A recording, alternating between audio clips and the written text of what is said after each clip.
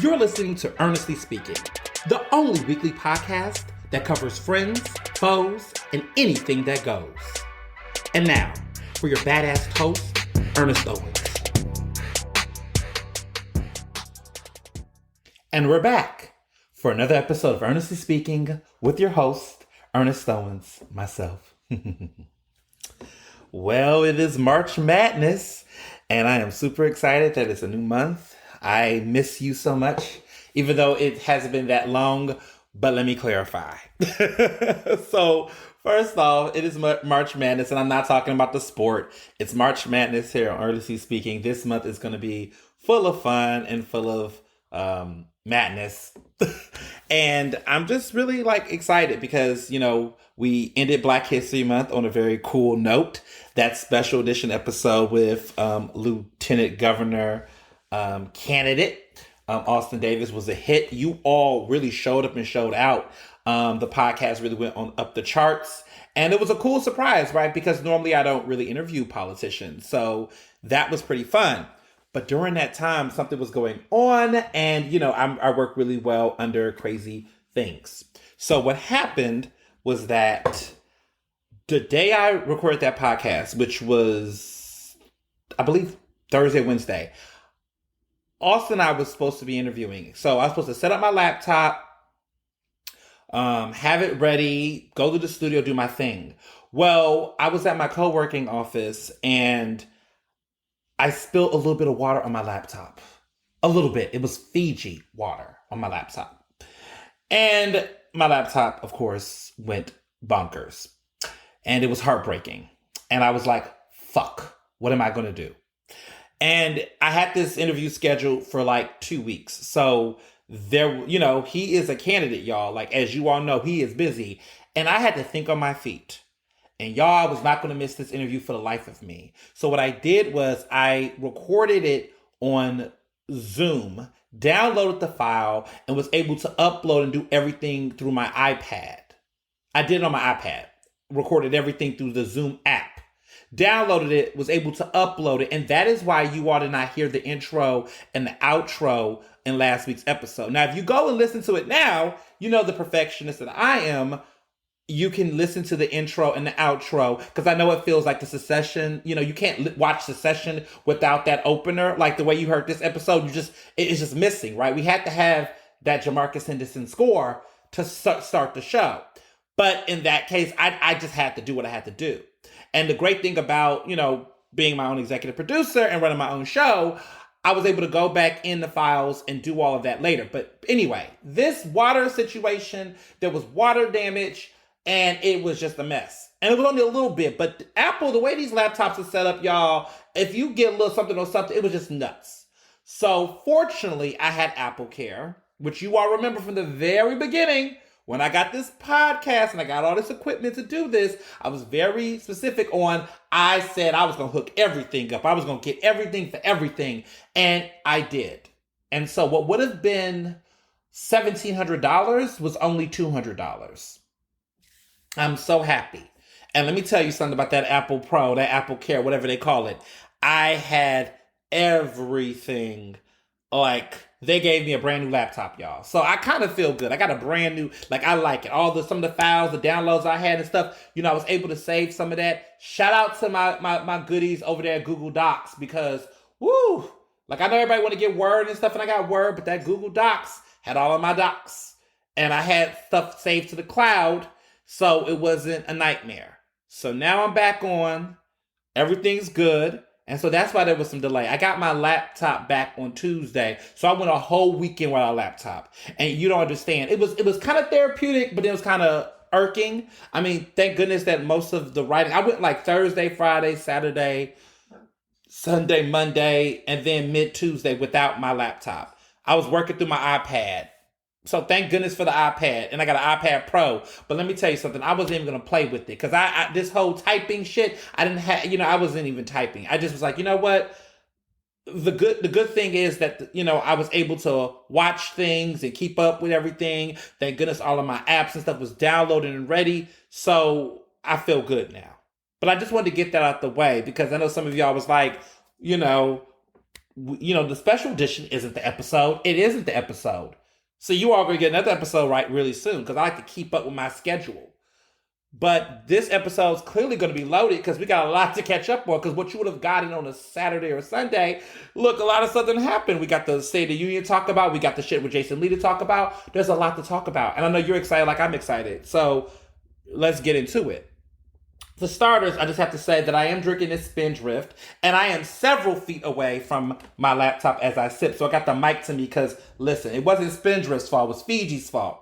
And that's why so I got this beautiful, Spindrift. It's in a can. See, the cans don't give you problems. It's those big-ass bottles. See, I like to drink the water in, like, those big-ass bottles. But see, one little hit or a shoulder, and then there's a splatter. So I'm like, listen, keep any fluid the fuck away from this laptop. I cannot be without my baby. So it's here. It's good. Thank goodness for Apple Care. My insurance warranty on it will take me to the end of 2023 based on how much I paid in advance. Please get insurance for your shit. Please get insurance for your shit. Because let me be honest with you. If it was $1,700, I would have just bought a new fucking laptop. I ain't gonna hold you. I would have just bought a new laptop. Especially if my data was already saved and backed up. I would have been like, fuck that. Y'all can have it. It's yours. I'm getting a brand new one. That would have been my whole attitude.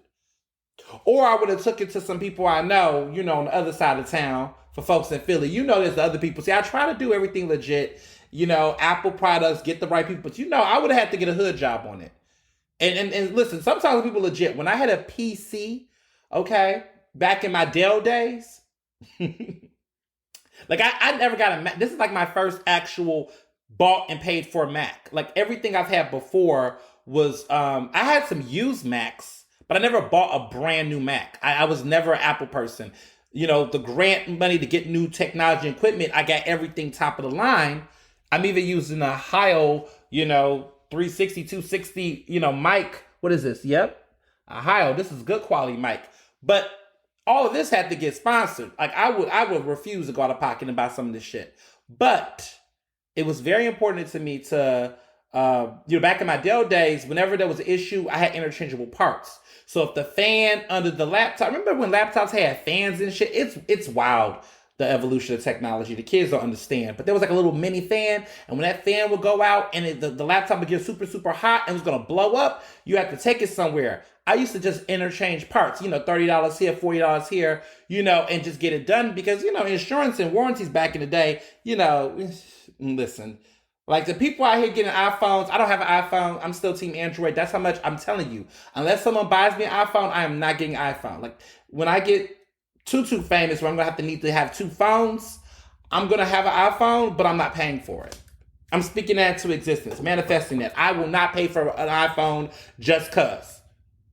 Like I didn't pay for these Apple products just cause. I'm stubborn like that. I like what I like. But, that being said, shout out to Apple Care, shout out to having my shit together.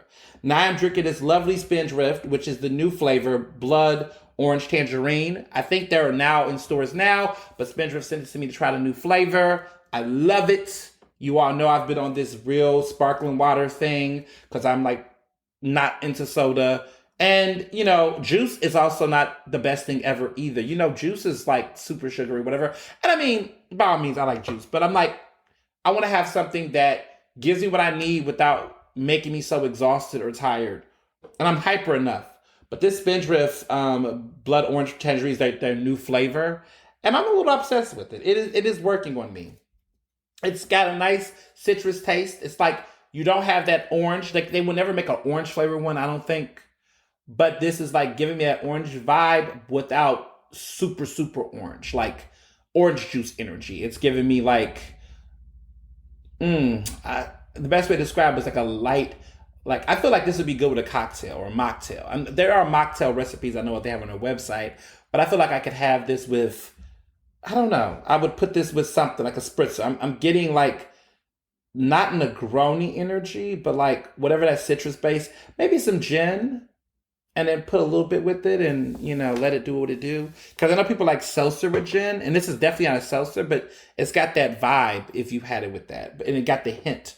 And there's also a little bit of juice because they want to give you some flavor, which is why I like them over LaCroix and the other ones. I've tried everybody's flavored water. And I just think Spindrift is just the best one out of all the sparkling waters I've tried. Y'all. You all gave me recommendations. Buble is okay. Buble got some flavors that Spindrift don't have. So sometimes I might step out and have a little bit what Buble is giving. Because that Asagai flavor when they have, that's okay. I just wish it had like the actual flavor or the juices of that. Because I get this weird artificial flavor from it that's giving me like some type of soda. But it's just a little weird with those. They're still good. But Spindrift just has a more natural flavor for me. Yep, that's it. As the slogan says, it's really good. So I just live for it. But I also want to give you guys updates on everything else. So I can say this much. Updates on the book. There is a release date. I cannot give the release date of the book, but we have a release date. Like an actual numerical date. And I'm excited about it. I cannot reveal the date yet. There's going to be a whole rollout. This season, we're getting into spring. So the rollout will be definitely around spring, into spring, early summer vibe, I'm supposing. Like cover and all. Can't say anything. But all I will say is, Black History Month next year is going to be really lit. All right. That's all I'm going to say. I didn't say anything. I didn't say the date. I said Black History Month is going to be lit next year. Do as you may with that. So, computer problems have been addressed. I'm staying the fuck away from water with this laptop. And let me just get into this real quick. COVID. Where are you? COVID who? COVID is still here. Okay? Don't get it twisted. But the city, right, Philadelphia and other cities across the country are starting to lift these damn mask mandates. They're dead ass about it now. They're like telling people for real, like, we're lifting the mandates, y'all. Like, the mandates are going away. Like, they're like saying now people don't have to go places without a mask. Except if you're on public transportation and public schools and other official places and locations. Get that clause? But a lot of major places, they're saying you don't have to wear a mask. They're not mandating it as a city rule. And even proof of vaccination isn't being required now. Like, it looked like shit is getting back to quote unquote normal, which is just cliche. But all I will say is, listen, that's great. I like to hear that because it means that people are not going to be bullshitting about the availability of things. So I guess that it feels good that people think that we're in that space. But let me tell you something right the fuck now. If I'm in a crowd, now that masks have been normalized, I will be wearing a mask when I'm around you strangers in crowds. Okay? So long the days of me having to act like it's normal to breathe your bad breaths and bad hygiene. I will put a mask on and keep a mask on deck. Okay? It's gonna happen. Masks are still happening. When I'm in public transportation or the Uber, because that's what I ride Uber. I don't really do public transit. I haven't rode SEPTA in like 2 years. Over 2 years now. I'm scared to get on SEPTA when I don't have to. Like the days of me just jumping on SEPTA, it's just not happening. For various reasons. Because, for starters, if you have to ride public transportation, by all means, be safe. By all means, wear a mask. By all means, hand sanitize. I for one just won't do it right now because I do still feel like in some cases it is a risk. But I think it's very important that if you do, you have to be masked up. You have to have hand sanitizer. And I think we should have been doing this before the pandemic. Like when I think about it, when I think about flu season, anything that was publicly accessible, I'm talking about public transportation, airplanes, all of those things, we should have been thinking about that way. And I hope that we do, because there's other parts of the world where people treat public transportation, especially during flu season, especially during any type of bad weather, whatever, as a hazard. We should be treating these things like that. Like we was just too comfortable before the pandemic. So I hope we do practice better public health. The fact that people are saying, I'm more mindful to wash my hands now. Excuse me, you was not washing, clearly was not washing their hands before. One of the things that was interesting was that during the pandemic, we saw things like the flu go down during the pandemic. Like the flu, the cases of people getting the flu went down. I do think there's benefits from some of these measures, even social distancing. Like, back the fuck up. Give me 50 feet. Like, it needs to happen. We need to be backing the fuck up, people. Like, in general, I think that we're gonna practice things now. Things are gonna be normalized now. One of the things that I hope is normalized is the reality that we don't always have to be together if we don't have to be together. And I'm looking forward to that to a certain extent. So everything don't have to be in person, dragging people out for 15-minute intervals or 20-minute shit. Some meetings can be an email. Some meetings can be a Zoom. I think we're zoomed out. I'm getting over Zoom, y'all. I'm literally over Zoom.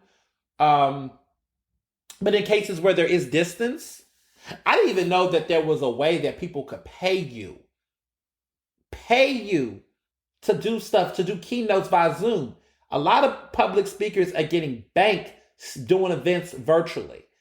That's about to shut down soon.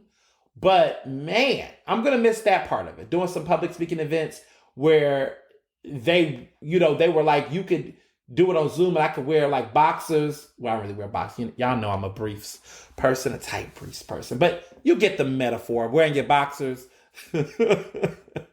Wearing your boxers or whatever you wear underneath, but the top being, a professional shirt, a blazer, whatever the case.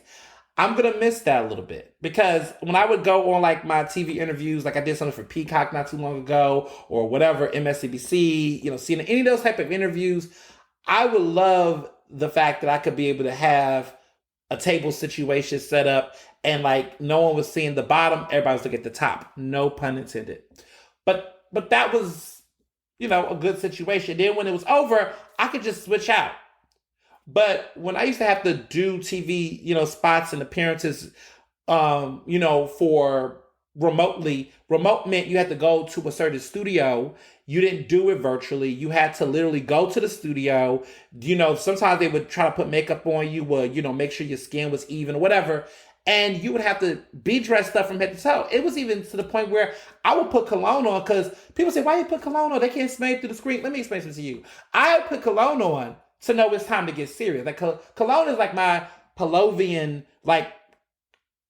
channeling conduction. Like if I have cologne on, I know, okay, Ernest, it's time to go to work. It's time to be professional. It's time to focus.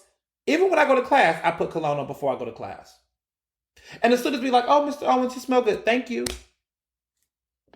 But I just have to do that as a way to know I have to be focused. Even when I'm doing TV, I'll make sure the top is right, the bottom, is whatever. But I'll put a little cologne on because I'm like, in my mind, it just is it's just a signal to me that it's showtime. Without my cologne, I'm like, what am I doing? This doesn't feel the same. And I think that's the thing. You have to, you can associate scents with, feelings. Like when I smell a certain candle in my house, it's time to get on, let's get it on. Yeah, there could be that vibe. What else do I smell that like when I smell my cologne, like I said, it's professional. It's giving me gala, it's giving me performance, it's giving me showtime. But there's just certain scents that do that. Like I know. When I have my lavender shower mist spray, that is always the smell and the vibe and the mood of it's time to go to bed, it's time to wake up.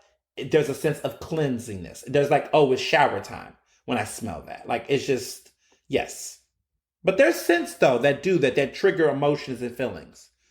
Like, especially, well, not in Philly, but when I ever smell jalapenos, I automatically think of Houston. It's just an automatic thing. I just automatically think of Texas. I think of back home. Because jalapenos was the thing. Yeah, jalapenos in Philly is not really a thing. But like, back, whenever I eat something with jalapenos and smell it, it takes me back home. That's a real thing. There's a science to this, you all. I'm not making this up. But there is a psychological science to smells and things. It's a real thing. Okay? Like, even like Curve. Like, smelling Curve from Liz Claiborne remind me of the broke days. The working days, okay? I'm getting it together days. All right? And then there's other smells too that remind you of exes. Like that horrible bottle. I don't even know what the fuck it's called, but you know that bottle with the person's body. It's like a blue curved body, like a white. It clearly is like some European-esque body, and it's like in the shape of a bottle. I don't know what it is, but I remember that smell. Oh, and also those cigar colognes. Oh my God, that reminds me of somebody. I can't smell that scent now because it makes me think of someone I knew from the past. Or that Aqua de Jour body cologne, that one for sure. And then that Polo, I think it was called the Polo Rainbow Colors and little mini colors colognes they had back in the day. Yeah, that one's also a no-no. Like, I can associate that with certain people. Oh, and that Hollister cologne definitely reminds me of somebody, but that was some many years ago. Okay, that's taking it like back, like maybe like 12 years ago. Yeah, that's taking it back.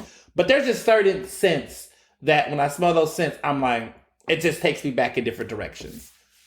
We all have those experiences, but you know, it is what it is. So, listen, I mean, I'm still here with the vaccinations. I'm still here with wearing a mask. I'm not resting on my laurels and taking this for granted. Okay. We're going to mask up over here. Okay. Organization I'm a part of, they're still, doing what they're doing. I mean, we're not going to be as crazy, in the sense of like just being like anal to the point where we're like, you don't have a mask, shame on you. We're not going to shame anyone, but we're just going to strongly encourage you. And we're going to still keep them on deck. And we're going to also, reiterate to people, hey, don't get too comfortable. Back the fuck up. Politely. Hey, could you practice a little social distancing? That's what I would say to people in real life. So let's talk a little bit about last week's interview with Austin Davis. Now that the interview's been done, the streets are talking. I mean, you can't believe how many politicians have been wanting to have an interview with me. And I have to be real with them. Some people have to hurt their feelings. I have to say, listen, you're doing great work and you're doing your thing, but you don't rise to the caliber to be on Ernestly Speaking as a special guest, a special ghost. You don't rise to the occasion. And it's not to say that you're not good or the work you're not doing is important. It's just that this is an unprecedented podcast with unprecedented people. The special guests on my show have done some courageous things, have done something momentous. You have to be at that level to be on this podcast as a special guest. Okay? Like, let me explain the greats we've had. We've had Jamarcus Henderson, which is my best friend, which is clearly somewhat of importance and significance. Okay? You wouldn't even have the music of this podcast had it not been for him. So, legends only. Okay? Feminista, the Kitchenista. The Kitchenista is incredible, right? Angela, the Kitchenista Davis, had the tea. It was exclusive. And it was one of the most listened to podcast episodes. So clearly you all knew what was up. We had Janetta LZ, okay, which was big. Major Ferguson protester, icon, like totally, right? That was, and the tea was hot that episode. And of course, we had Austin Davis. This is a black millennial, right? Who might be the first ever black lieutenant governor in Pennsylvania history. And he's dope. He's a millennial. He is somebody who is kicking ass. And I just felt like as another black man, as another black millennial, like we're both. I mean, he's 32, I'm 30. We're both married, faithful, because the black men around here over here don't cheat. We're both dope people, progressive. He's Pittsburgh, I'm Philly. It just made sense. I just felt like, yes. And he has some shit to say. He has something to say. A lot of times you get people on the show, they don't want to go there. And he's going against Brian Sims, and y'all know I can't stand Brian Sims. So anything to get Brian Sims to lose this race, I'm here for it. So he checked off a lot of things off of my book. Okay, a lot of people just can't say the same. I'm not going to name names, but I would just say that this got a lot of other folks excited to want to come on the podcast. Now, let me be clear. There are some people I'm looking to. Like, I'm interested in some people. Listen, if Attorney General Letitia James ever want to come on my podcast, and if you all know her, have connections to her, give her brother a call. I would love to have her on my podcast. I'm obsessed with her. See, I stand for people that y'all understand. I stand for real badasses, okay? No shade to AOC and people that do good work. AOC does great work. She's cool, whatever. But there's some people that I just feel like they do a lot of talking, but not enough walking. I'm not saying AOC doesn't do any walking. I'm just saying that maybe she do more talking than walking, but she's still cool. I just think there's other people that, are underrated, and I think Letitia James is underrated. Now, she got a front cover New York Magazine.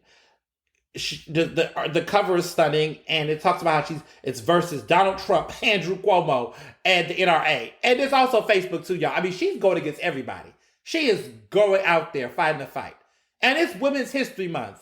Shout out to the incredible black women like Letitia James and others out here slaying. Okay? People like Janetta, who's out here slaying. People like Angela the Kitchenista Davis. I just love the fact that my podcast is providing a platform to elevate and amplify black women, especially during Women's History Month. And one of the great things I'm excited about is the Philadelphia Association of Black Journalists, which I'm the president of, proud president of. We're having a Women's History virtual event. If you are interested in checking out the event, it is open to the public. This is one of our few non-members are welcome events. It's virtual. We're honoring some incredible black women who are doing some wonderful work, and there's going to be some great surprises. And the event is virtual, and it's going to be on Saturday, March 12th on Zoom. Go to @PhillyABJ, @PhillyABJ on Instagram to get the details. And you could also RSVP from that QR code that is on that visual. And of course, as always, the event is being marketed on our Twitter as well, @PABJ. So there's tons of support. We're excited about the people being honored. Elizabeth Wellington from the Philadelphia Inquirer, also the woman who's leading,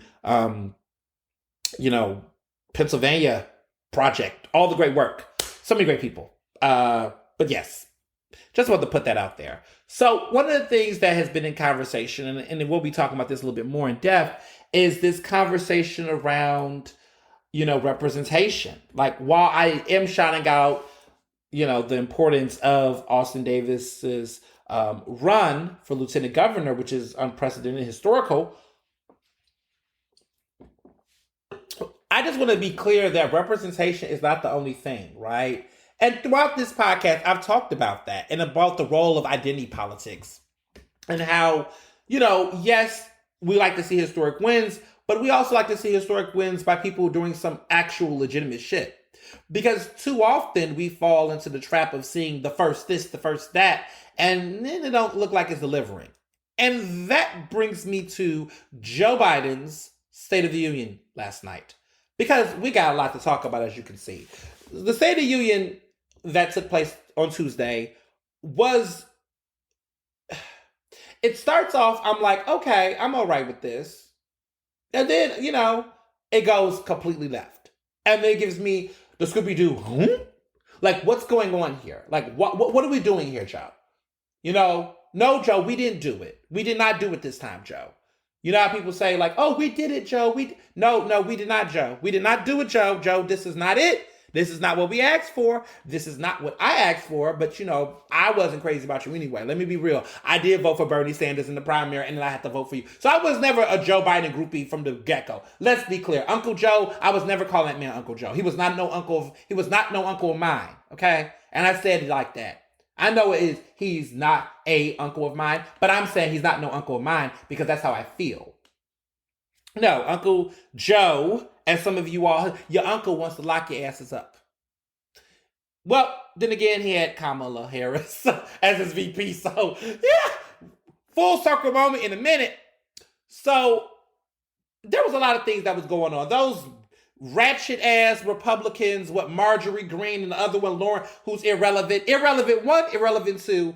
Those two heckling, which was just completely out of line. Listen, I wasn't feeling some of the jokes. You know what's funny? They didn't even heckle at the right part. When he said fund the police, which we're going to get to, they should have been heckling then. But of course they're not, because they're Republicans and they're crazy as fuck. So these two are heckling while he's talking about war and he's talking about his son who served, okay, and Bo who died, and they're out there yelling and interrupting. I'm like, come on, you dumbass! Like, what are y'all doing? What are y'all doing? What are we doing right now? But I feel like every State of the Union, there's always someone heckling. Remember Obama got heckled. Remember that idiot who was like, "You liar," and said that in the crowd. Like this shit, and it's like become predictable now. Like everybody do it, except Trump never got heckled during the State of the Union. I mean, now let's be clear. He was trolled. Nancy Pelosi, leader, House leader, she ripped that paper up, was like, "This is trash," which it was. And she gave him that little clap, Baltimore style. Listen, that was very much so a moment, but that was, again, no heckling. It's too much. And then that Republican response, we're not even gonna go into that. That was just whack. And I was just like, see, this is the shit. This is the shit. But beyond their stunts, nothing was worse than hearing Joe Biden get his ass up there and do two things. The first thing is the mentioning and I'm going to quote, because a lot of people have been trying to act like Joe was woke. Now let me tell you something. He's Sleepy Joe, and he's not Sleepy Joe because I don't think he's not up. No, I want to be clear. I think Joe Biden is someone who is physically, mentally stable. I don't like the ableism. I don't like the ageism that I'm hearing from some people around Biden, because I feel like that gives him an excuse. And people are trying to baby him. No, he is the president of the United States. He is a man in his late 70s. But at the same time, how many of us had folks that were sharper than a pencil? He has a stutter. That is what he has. He has a stutter. And so sometimes he's going to say things that's incomplete. He's going to say things that's a little bit fast, but that has nothing to do with his mental capabilities. And I think that is, if we go about that route, then no. And so I think that's not it. But I'm calling him Sleepy Joe because he's clearly not woke on these social justice issues at all. And it's wild to me that after all the things that's happened, after all of the conversations that has happened, people out here are still fucking up on this conversation around defund the police. And I'm not going to sit up here and even, there's just nothing to be said. There's just nothing. There's no excuse. I don't want to hear it. Okay? Not at all. Not at all. The quote he said was, "We should all agree. The answer is not to defund the police. The answer is to fund the police." And then on Twitter, he doubled down on it. He said, "I know what works. Investing in crime prevention and community police officers who will walk the beat, know the neighborhood, and restore trust and safety. We have to fund the police with the resources and training they need to protect our communities." If this is not the 1994 crime bill, I don't know what the fuck is. First of all, Biden, and this is the issue I have with Democrats, this is the issue I have with all of these motherfuckers. They act like saying fund the police is acting like the police departments were ever defunded. Like there was no major massive defunding of the police ever in American history, especially now. Like the crazy part is that over the past 2 years, most police budgets have either increased or have not moved. There has not been this massive defunding of the police. The propaganda that Republicans and crazy ass far rightists, I don't even know what to call these people, white supremacists, neo-Nazis, any of those people that have been pushing this narrative about the fact that, crime is going up because police are not getting support. That's a lie. Policing budgets have increased across the country. There has not been a massive cut in police budgets. Okay, the call to defund the police has been more of a statement challenging the way that police budgets have been, but there actually has not been a massive defund of the police. So the fact that Joe Biden is saying this, not Joe Budden, another idiot, but not him. The fact that Joe Biden is saying this, it gives the impression that all of a sudden, he's coming up with a new solution or there's a new policy. The policy hasn't changed. That's for starters. But then let's even get into the fact of the narrative, right? He's saying, we need to fund the police with resources and training. I'm sorry, what the fuck have they been doing with the money already? Haven't they already been getting training? Haven't they already been getting resources? How much more resources do they need? He's out here saying fund the police like as if public schools, libraries, the arts, infrastructure. He talking about build back better. Look, the only thing that's been building back better has been the fucking police. I mean, he's out here saying fund the police like they're out here struggling like public schools and hospitals, the environment, arts and social services, all the shit, that police funding actually drained out of local and state budgets. When you look at state and local government budgets, policing is actually never actually being touched. No one touches the police budget. They either add to it, but they're not taking anything. They're never cutting it. Everything else suffers. During the pandemic, police budgets increased during the pandemic or stayed the same in Philadelphia. Okay? Stayed the same or went up. But you know what got cut? Arts programs, mural programs. Our schools continue to suffer, but the state continues to allow the bigger chunks of this FOP influenced legislators to continue to protect them at all costs. They have not lost shit. They've actually profited off all of this.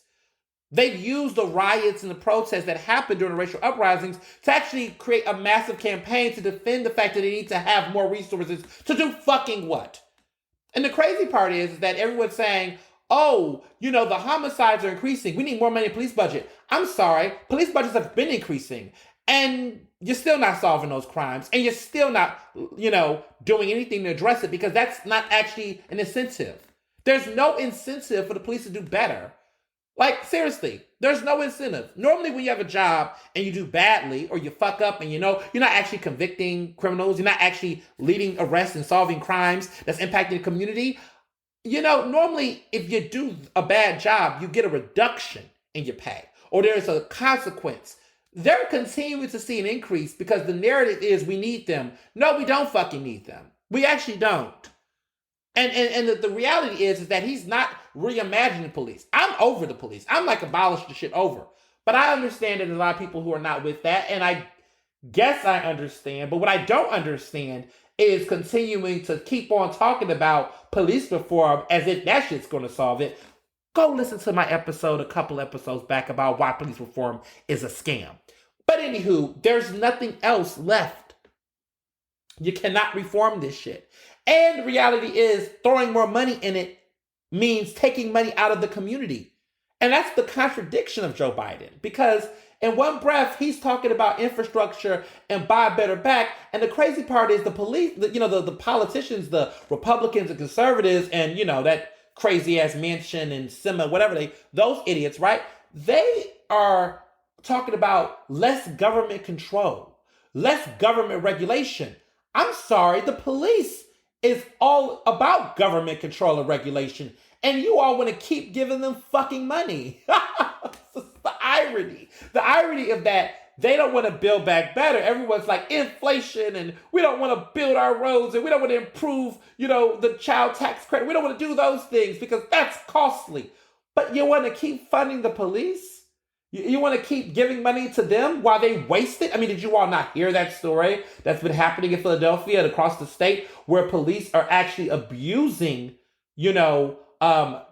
pay for work off pay, leave off pay. They're getting injuries doing other shit, but at the same time, they want to go out here and do everything else. But then they want everyone to pay for it. All this paid leave, all this paid sick leave time, all of that money. And they're actually out here doing other shit that's not related to the job. They're scamming the system. Police are scamming these systems and draining money from taxpayer dollars to the point where now legislators in Harrisburg are now trying to come up with a way to regulate that shit. Oh, interesting.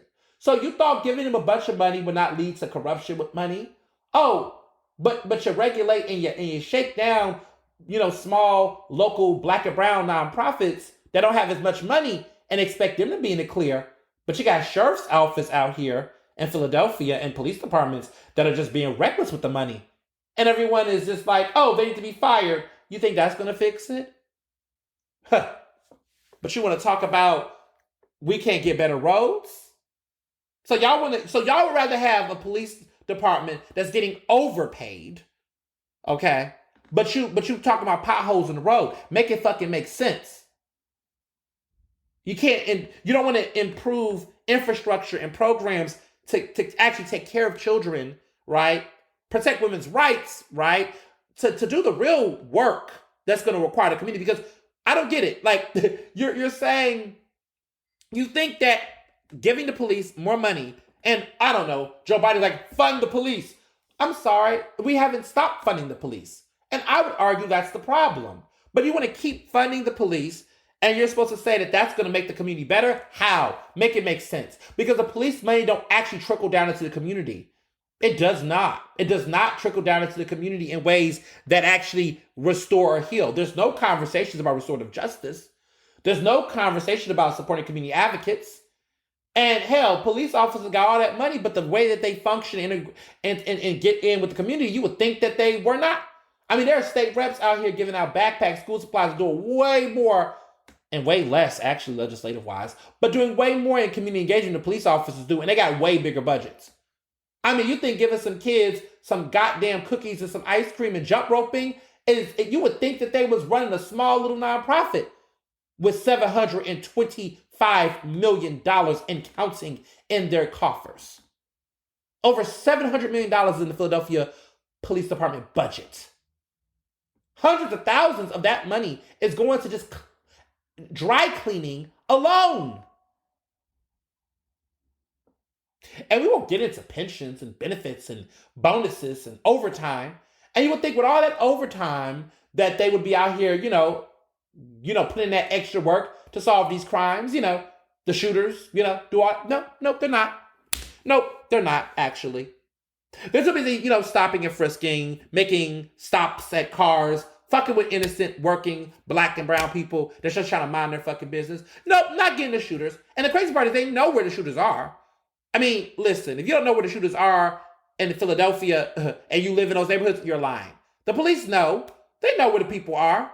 They're not trying to really do any real work to do truces, ceasefires, all that. But then what's funny is that the city will give mediocre money to community advocacy groups that actually know more about what's happening in their community than the police. And we're supposed to believe that that's the answer. Good luck with that, Joe Biden. But what's even funnier is that you saw Kamala over there clapping her hand, getting excited. Yes, Vice President Harris was all here for it because we knew all along when people was calling her Kamala Harris, this is exactly what was going to happen. But oh, wait, it's not over. Biden had to make sure that we know that his Supreme Court nominee, who would be the first black woman to be in the Supreme Court, if this happens, the third ever, and the first black woman. But of course, we had to know this fun fact. She is supported by the FOP. She's been backed by the FOP in the past. Wow, the Fraternal Order of the Police, the same institution that endorsed Trump for president, that didn't endorse your ass for president. Good job, Biden. Such a great pick. Such a great moment. And how she's going to play in the middle, or she's going to come. This is not, listen, I was talking to one of my good friends, one of my college roommates about this, and we were just having a discussion about her, and there was some really good points that was made. And, some of this stuff is that he's framing her and touting her as a consensus builder, which is what my friend was saying, Abel. And, we don't need that on the court. We don't need that on the court, in my opinion. We don't need that on the court. We don't. Some of the points that we were discussing, just thinking about, is like, you got, if she was a chief justice, like Roberts, I could see that. But you got people like Scalia, well, the late Scalia. Now you got Amy Coney Barrett. These are judicial terrorists. Kavanaugh, these are judicial terrorists. These are people that is coming on there to fuck everything up. We need to have a person that was going to be like that on the Supreme Court. I don't think this person will be that. Or maybe it's a facade. Maybe she has to pretend she's this way to get in. But I feel like she's going to be more like a Kamala Harris than a Sotomayor. Okay? I think she's going to be more of the opposite. And that's a concern to me. So I'm not excited. I'm not excited about this. I'm not excited. It's a historical moment, and I did post when I heard the news, but then I heard more news. And then I looked and I was like, eh. So, I mean, this is the thing. It's just so sad that, like I said earlier, these like identity politics and representation, they do not always match. And I think more people are waking up and seeing that we didn't ask for a Black woman who was going to support police state violence. Like, we didn't ask for someone that was affiliated with the police state to be the person that we think we can trust to maneuver, right? Like this is the opposites on ends thing, right? Where it's like we want representation that's actually going to represent. Does that make sense? Represent. You're not representing for the communities to which you're claiming representation of if your politics do not match the representation of the people that are calling for the change. My issue with Kamala Harris is that a lot of her politics and even the stuff that she's aligning herself with Biden on does not represent myself as a Black man and as a queer person that is trying to navigate a society in a world where policing does not fuck up my entire existence. I just don't get it. I cannot support that. But yet I'm supposed to see a face and feel good by that. It means nothing if it does not actually do the work to make the change. Because everything that we're projecting on these people, we're expecting something more than what it is. So I'm supposed to be jumping up and down that there's going to be a woman who is going to be in the Supreme Court that's a Black woman that is being backed by the FOP. I'm supposed to be excited about that?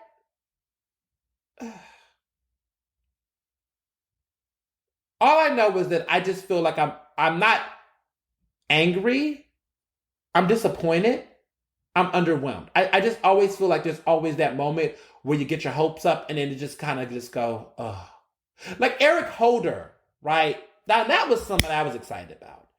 When Eric Holder was the Attorney General for this country, was the DOJ, was doing all of that, that was the moment. Like, Eric Holder is a boss. Like, I was excited by Eric Holder.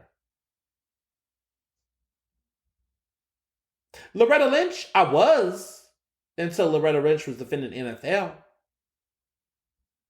So it's just hard. And I feel like I don't need a white person. Seriously, white people, stay out of that conversation. Don't talk to a Black person about it. Don't ask. Just stay out of it. Stay out of it. Don't do it. Don't do it. Just listen. Just listen. Don't.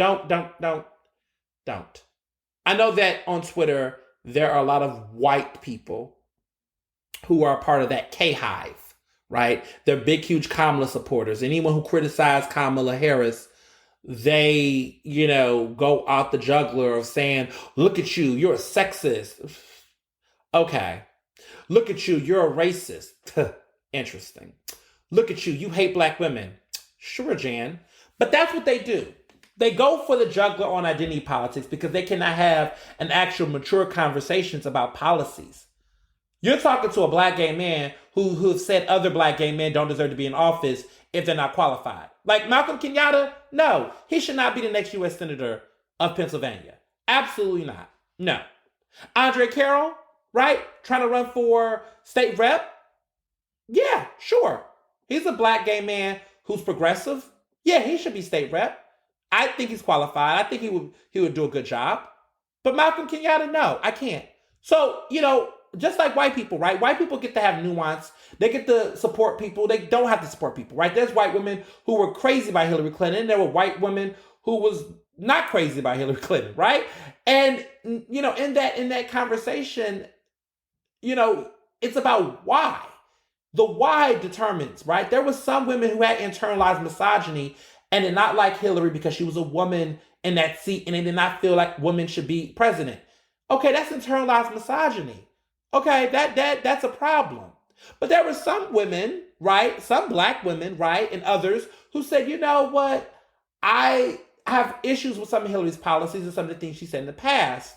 Some Black women said, you know what? Black women came out for Hillary more than white women did. And a lot of Black women said, listen, at the end of the day, they understood that Trump wasn't the answer, so they picked the lesser of evils, which is a fair thing to say. That was a fair case. But All of that being said, you have to have a reason why. And it cannot be rooted around identity politics. So I'm saying that the reason why I'm not supporting Malcolm is not because he's gay, not because he's black. Clearly, I'm black and gay. I have no internalized homophobia or internalized anti-blackness. That is not in me. I am saying that I do not think that he has the maturity. I don't think he has the experience. And I don't think he actually has the legitimate care to do it. And it's been interesting because I've been hearing a lot of people talk about some of the moves he's making and some of the stunts. And I am here to address some of them on this podcast right now. So I got some things to say. I got some thoughts to say about it, okay? For starters, I'm really not feeling, okay, the fact that, throughout this race, he's been framing himself like he's this progressive. Everything about him before he ran for this position, he was a big, huge Biden cheerleader. He was a big, huge Hillary Clinton cheerleader. And he aligned himself with the party at large. Okay, listen, he was heavy. He was a groupie for Biden. He was a delegate for Biden and for Hillary. And he ran around town backing Democrats and bashing anybody who had a different political outlook. That was who Malcolm Kenyatta was, like 2 years ago. Even as recent as last year, when he was still getting love letters from Biden. And when I mean love letters, it's political love letters, as in thank you for coming out, and he was bragging about and showcased on social media. All of a sudden, he runs for Senate, and then the game changes. He's like, Working Family Party endorsed him, which I think is the dumbest endorsement they've made. I also think it's dumb that they endorsed, other people and got in other races that they had no business with, but that's another conversation for another day. But it was interesting to me that they endorsed Malcolm because everything that the Working Family Party has been trying to pursue or push, he is not the guy who reflects those values, or even the politicians that he's aligned himself with does not reflect those values. But, identity politics, right? Because I think Working Family's Party spent more time looking at his identity, right? Millennial, queer, and black. And they said, North Philly. And they said, checkbox, he must be one of us. But did not actually do the time to look at the resume, go into the background, and actually take that time. I think they were clout chasing off momentum. And it's going to backfire in their face. And it was stupid. What a waste of money and resources. But they did it. And so I'm sitting here looking like that. What is he doing? That happens. He's getting endorsements by these really extreme progressive groups. He's over here in the mix with the squad, taking photos and hanging out with folks from the squad. And everyone's looking at him like, what the hell is going on? It looks like a pack. I've heard several conspiracy theories. Not many I'm going to entertain here because that's not what we do on Ernestly Speaking. But one interesting point that someone said was that they believe that he might be a spoiler candidate. And I will say that he is definitely looking like a spoiler candidate. He does not have that much money in this race to compete. I mean, when you look at Fetterman's money, you look at Conor Lamb's money, even Val, they who doesn't, I don't think, have a strong shot, they have over $1 million. He hasn't even touched 500,000. This dude ain't got no money. That campaign is broke. That campaign is feeding itself in vanity, ego, and that is all. It doesn't have that much money. I don't even think they're going to run TV ads. I don't even think they can afford a TV ad. I think it's all a stunt. It's all a show. And and what's going to happen is, we all know how this is going to play out. He's going to lose, and he's going to try to capitalize this into some other self-promoting endeavor. Whether it's a reality show, a mini documentary, a book, anything that a stunt like this could propel, he's going to Pete Buttigieg way. We all saw Pete Buttigieg do it. I would not be surprised if you go to Pete Buttigieg route. It's a grift to me. To me, it's a grift. All of it looks like a grift to me. And the party, they're showing how they really feel. Because they know it's bullshit. And those state reps who endorsed them, all those black state reps and a couple of whites that sprinkled across, they don't like Fetterman, right? They don't like Conor Lamb. No one knows who the fuck Conor Lamb is. That name recognition across the state, he ain't gonna get it. But Fetterman is a formidable challenger, right? He is the front runner. And quite frankly, out of all of them, he seems to be the one that's actually trying to put in the motherfucking work. Conor Lamb, I just think he just thought that we were just going to go Biden 2.0 again. I don't think that's going to happen. And as a voter, I'm over it. The Democrats don't like Fetterman. Great. Because he's about to rock the motherfucking house. And honestly, I feel like that's what we need. There's got to be some mocktail cocktail we got to throw to shake shit up. Because it's too much of these fake posers. You can't be an establishment cheerleader one year and then turn around and try to be anti-establishment the next. Sure. But I think he might be a spoiler candidate for Conor Lamb. I think he's going to eat at some of Conor Lamb's work. Who can say? Because I've heard speculation. Allegedly.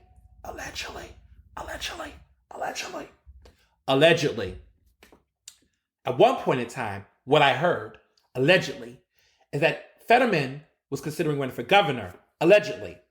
And Malcolm would have been an ideal lieutenant candidate, allegedly. And those two were supposed to be together. They were cool. They were having conversations.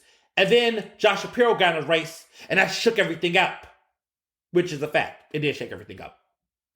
So then Fetterman now runs for Senate. And then Malcolm decides to jump in the race out of no fucking where. Because everybody knew Sharif Street was supposed to run. But then Sharif didn't. And Sharif was going to initially run for Congress, but now I'm hearing he's not because that congressional map did not change enough to get enough black voters to actually give him a chance. So Sharif Street, womp, womp, womp, is stuck at being state senator, which is probably good for his ass. There has been whispers about mayor, but he better fucking not. So now that that's out the way, back to Fetterman and Malcolm. They were homies, tweeting, buddy with each other last year. Everything was cute. Everything was good until all of a sudden they're both running for Senate. And it's interesting because they're not really rivals with each other. They haven't been really, throwing jabs at each other. But Malcolm's been leaning heavily into his identity politics. But when I looked at the data and I saw what's been going on, every advantage that Conor Lamb would have had to get that endorsement, Malcolm's input has been in the way. So Conor couldn't even get the fucking Democratic endorsement because of Malcolm. Malcolm got enough delegate votes for himself that ate at Conor getting an endorsement, which means that Conor not having the Democratic Party's endorsement means he's not going to be on that mass ballot because the party statewide hasn't endorsed. So now he's got a hard in. And Malcolm is eating at anything that could provide the alternative because there are people who are feeling guilt-tripped and supporting him even though he doesn't have the money.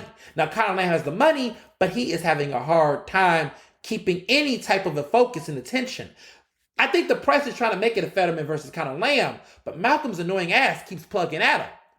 That guy is not winning, and he gotta know that he's not winning. So why is he still in the race? And so some people speculate that they think he's actually in the race to try to give Fetterman the advantage, which at this point I would say, thank you, Malcolm Kenyatta, for making yourself a useful pawn and making sure that Conor Lamb does not win.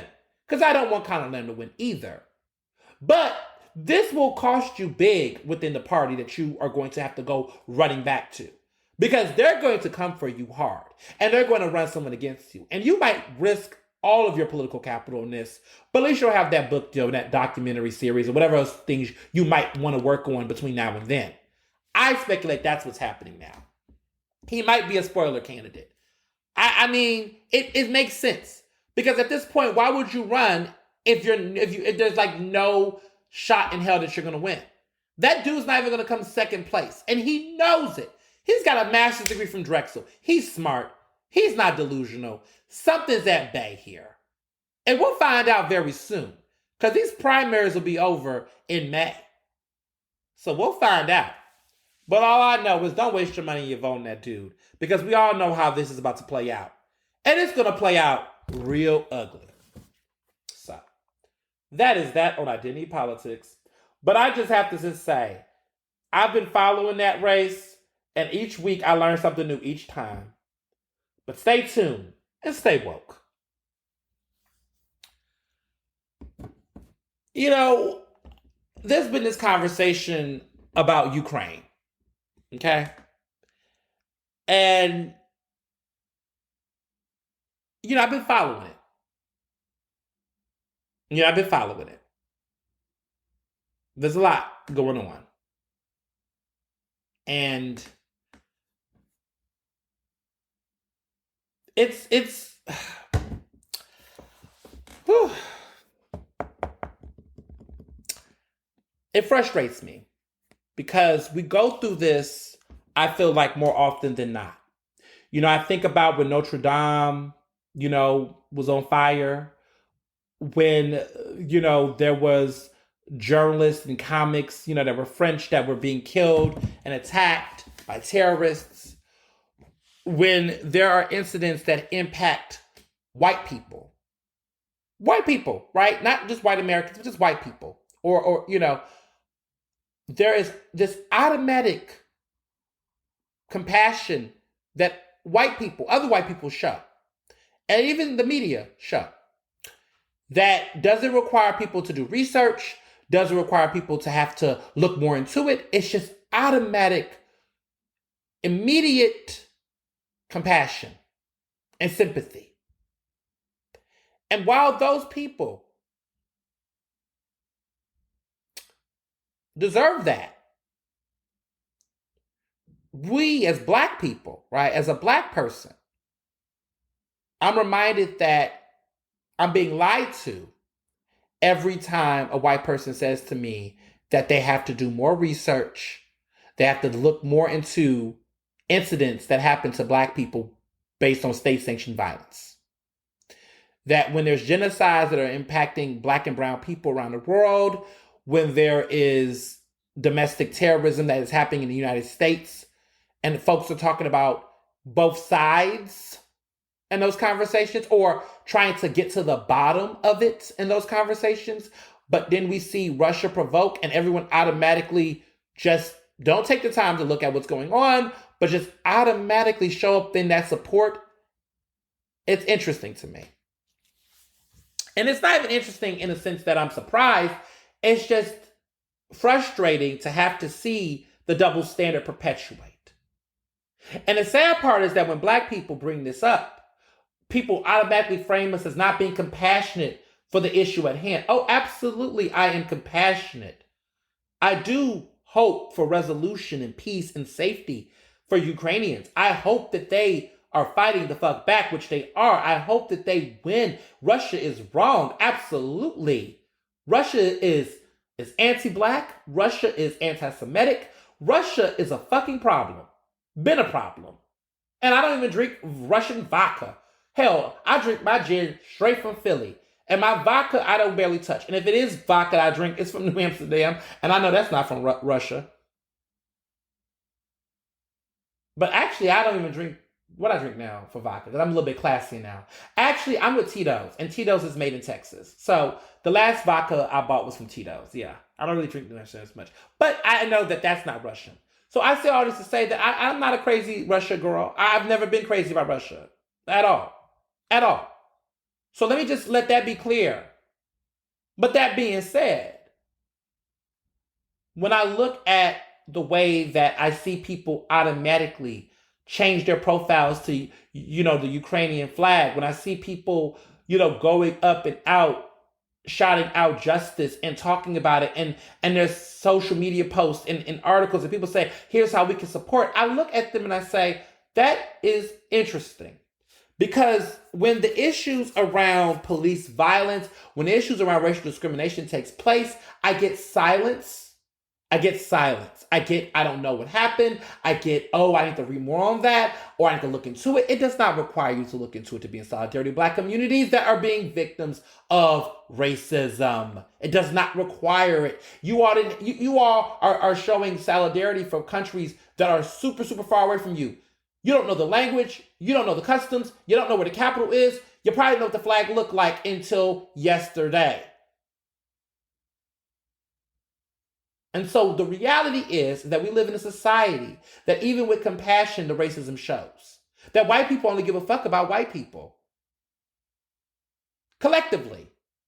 Because I'm not going to keep doing this. Not all, some, no, you know what the fuck I mean. The some white people that get it knows what I mean when I say white people. That's the fun part. I'm going to say that again. The some white people, the not all white people group, know what I'm talking about when I say white people. And they don't ever correct me, and they never say, Ernest, not all, because they know what it fucking is. Like, as a feminist, when I hear women say men are not shit, I never, ever in my fucking life am like, not all men. Not this one. This man right here is pretty good. I never, ever correct them because I know what they mean. I've never done it. I've never said, hold on now, not all men. I've never done it. Because I know what it means. Because I understand the culture. And as a man, all I'm doing is shutting up and doing the work to do everything I can to stop it. But until we get to a world where there is gender equality and equity, then there could be a conversation to be had. But there's no conversation today. And it may not be a conversation in my lifetime. So I just shut up and do the work. And understand that unless I am specifically being targeted, then I defend myself. Then I have a conversation. Then I listen. And then I challenge. And then I figure out what's going on here and how I can be better. That is when it happens. So if you are not being named specifically, if you're not being called out specifically, anything that's not all white people is defending whiteness as an institution, to which you're going to always be wrong at. So I will never say not all white people. I will never say some white people, because those white people that are the some and the not all already know who the fuck I'm talking about. So let's proceed.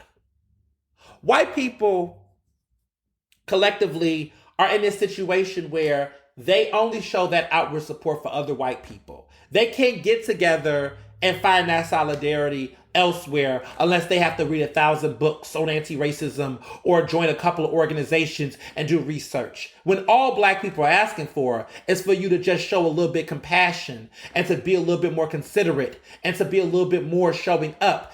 This is the issue. And too often, we never get to have these conversations because too often the conversation is placated on white people's feelings. And we have to acquiesce and have to tone police ourselves. I ain't doing that anymore. I'm done with that. We didn't already have these conversations in 2020. It is 2022. It's 2022 and Biden is saying fund the police.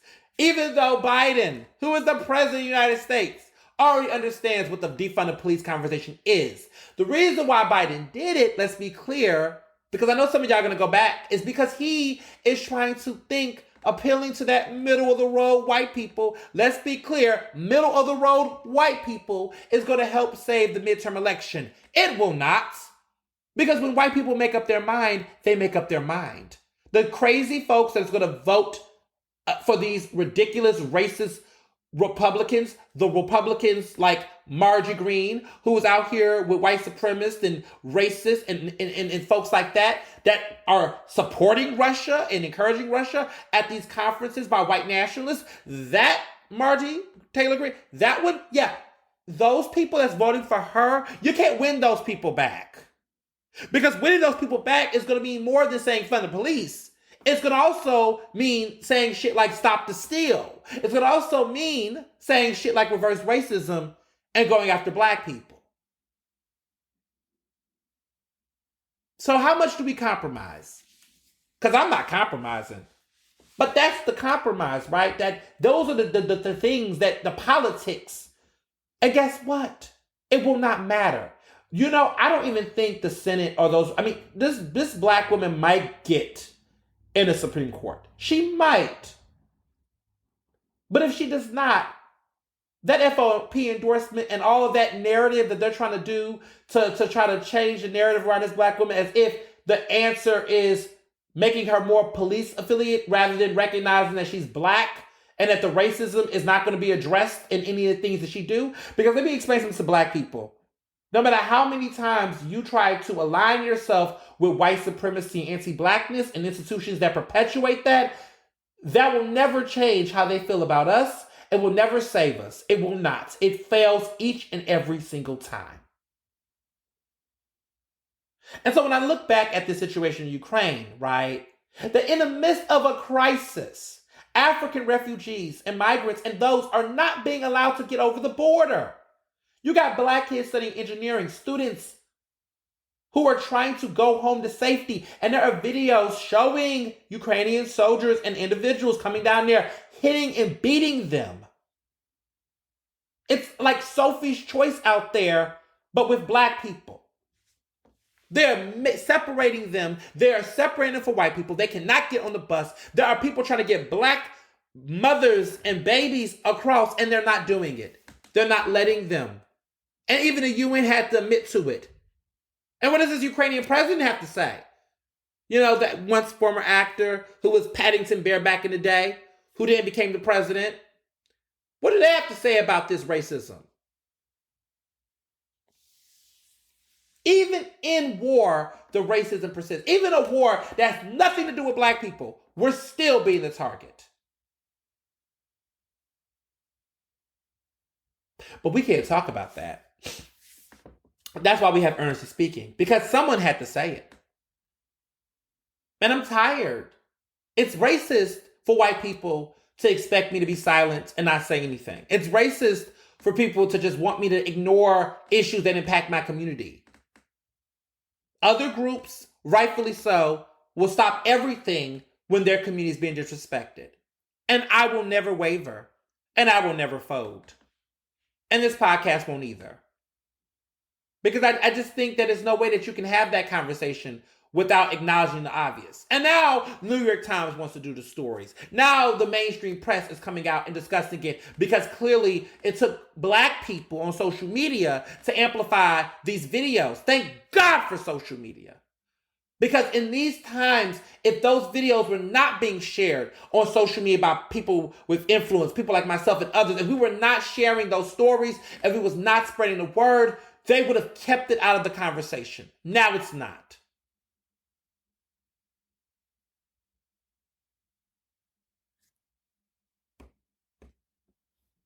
We have to expect more.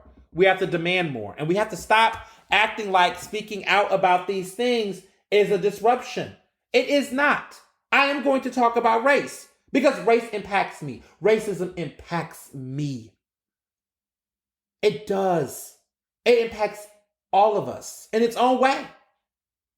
And I think people who just want to skip over it, why? Why do you want to skip over it? Because you're doing it? Because it makes you uncomfortable?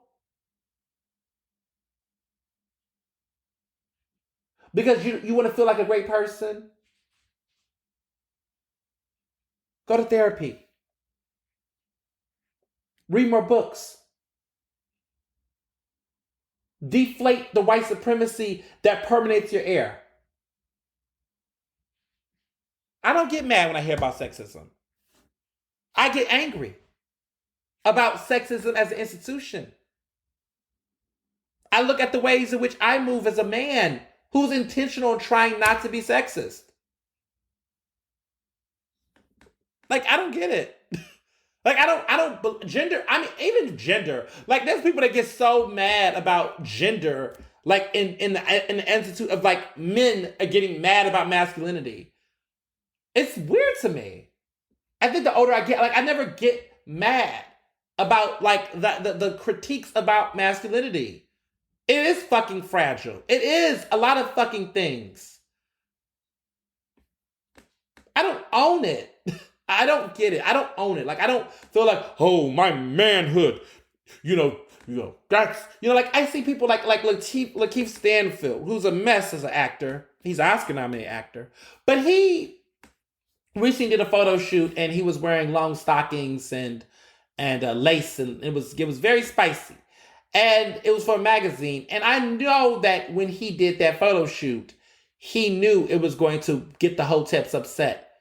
And I don't think he gave a fuck. And automatically, the Shade Room and all of them began to push all up on this. They was just like so like sharing it, like, what are your thoughts? Like they knew it was going to host a bed of, homophobia and even transphobia. And they knew what they were doing.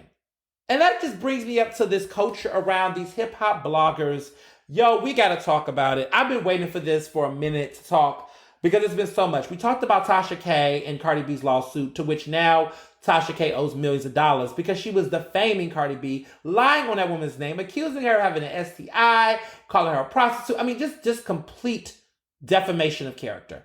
Inappropriate. Not rooted in facts. You can have opinions that are spicy and commentary. Lord knows we have it on this show.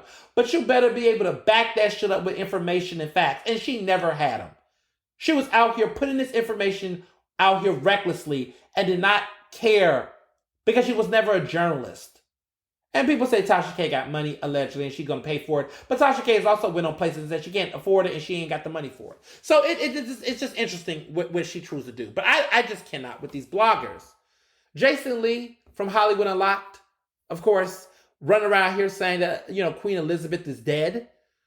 And stuck onto that for days on end. Talking about he wanted an official statement for Buckingham Palace. And I'm just like, who the fuck are you? Like, who do you think you are? He literally put out a rumor to get clout. It wasn't even true. He said his sources told him something. And I'm sitting there looking like, and who the fuck are your sources? And it says your sources got it wrong. No, you got it wrong. You got it wrong. And on what basis did you have to say the Queen died and kept the narrative going and was trying to say, oh, she must have been at a wedding or whatever. She had COVID. She wasn't going to be at a wedding when she had COVID. Come on. Like, that doesn't even make any sense. She had COVID. Of course she wasn't going to be at a wedding. And then when we found out who the wedding was, it was a gay wedding. And it was some people that weren't even that important or that mainstream. And so I was like, where did this expectation that the Queen of England was going to be at this wedding to begin with? It just made no sense. It was a bunch of hot baloney. I was sitting here the whole time like, what sources? And then the sources were not even actually a part of the Queen's group. So it wasn't even a deep source or a close source. It was apparently somebody connected to the wedding. And I'm like, what? And then they come to find out that it was actually a band that had the Queens, where one of the singers that was supposed to perform at that wedding, their title of the band was Queens, and that member died that day.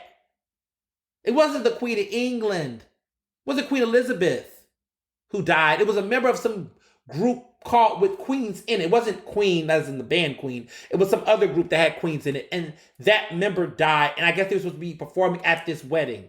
That's what happened. But rather than just admit he fucked up, he held on to it and thought that, oh, because she had COVID, maybe she will die. But he literally was trying to hold on to this and literally was going to ride it out and say to fucking apologize. And even the apology was half-assed, where it was basically, my sources got it wrong. No, you got it wrong. Don't put on your fucking sources. You took the source information and we don't even know who the sources are. And you ran with it. And you think you're going to have a scoop like that? And you was going to die in hell for days? Madness. Madness. Absolute fucking madness.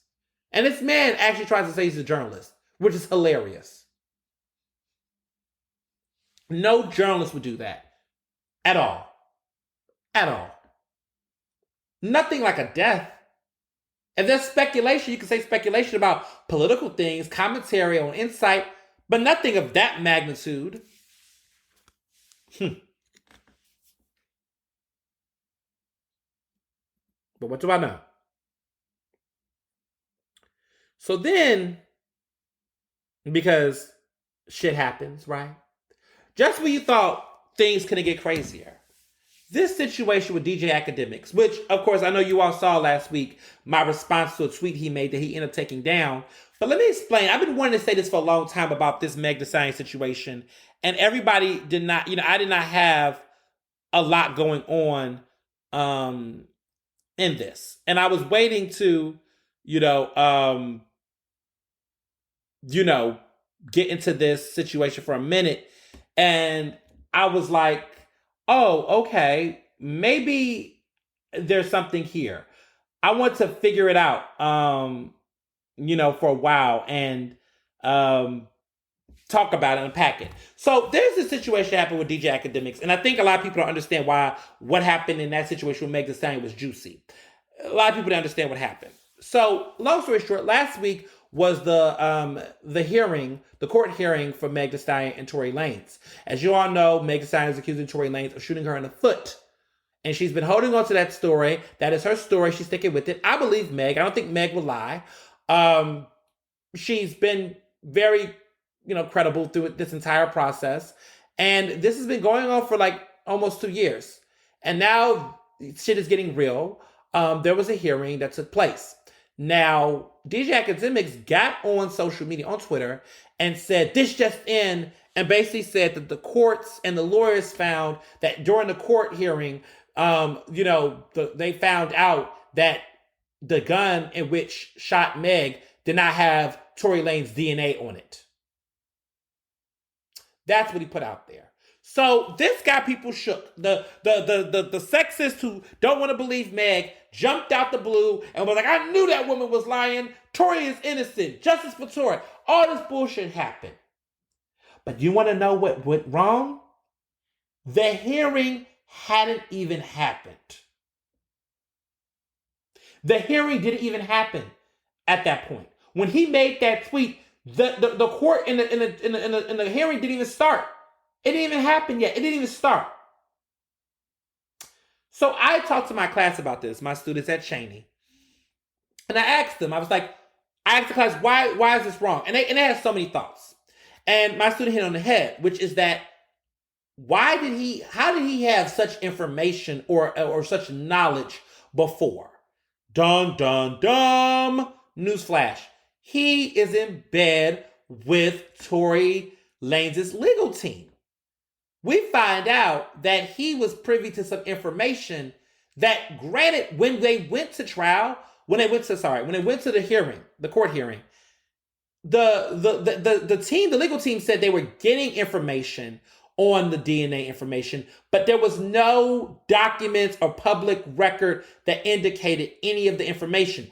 It was going to be discussed, but the evidence had not been presented, but there was a discussion looking into it, and there was no automatic evidence that said that Tory Lanez's DNA was not on the weapon. That had not been fully presented. There was no reports from the DNA. None of that was put out there. Rather than admit that he fucked up, he deleted that tweet, but then tried to double down on waiting for the court to then say something, because somebody else from the Rolling Stone, this reporter, had said that there was no mention of DNA in court. We come to find out that there was a mention of it, but there was none of this DNA record. Nonetheless, DJ Akademiks doubles down and says, see, there was the conversation about DNA. The issue is that your tweet was before the actual hearing happened. So when you put this information out like it was breaking news and you said this just in from the court, there was no this just in. The court did not find that. And actually, the report was referenced that there is a report coming to look into it, but it never confirmed any of the shit that he had said. So we find out that this is a man who just does not believe Meg Thee Stallion. He just does not believe her. He does not believe women. He does not believe this victim. Instead, he just simply are looking for any opportunity to try to spread rumors and lies. This is not the first time this happened. Previously, there was rumors that Meg had dropped the charges against Tory, which she did not. And blogs like XXL Magazine and others ran that narrative. These are hip-hop blogs, even though it was nothing confirmed. And she was still going through on the charges against him, but they were trying to frame it that way. So every little ounce that they're feeding, it's clear that Tory Lanez's people are feeding the press these false-ass narratives. And let's be clear, these are not credible people, obviously. These are blogs, these are gossip sections, but they have huge platforms that misinform the public and try to incite chaos, which is what happened. I'm telling y'all gotta stop following them. Y'all gotta stop reading it. Y'all gotta stop running into it. I know that y'all like the shade room and y'all think it's tempting, but the shade room is not good for us. It's just not. I don't care how salacious and spicy it is. A lot of the shit that they share is either regurgitated information that's already out by journalists. I mean, how many times, they're just an aggregation site, to be honest.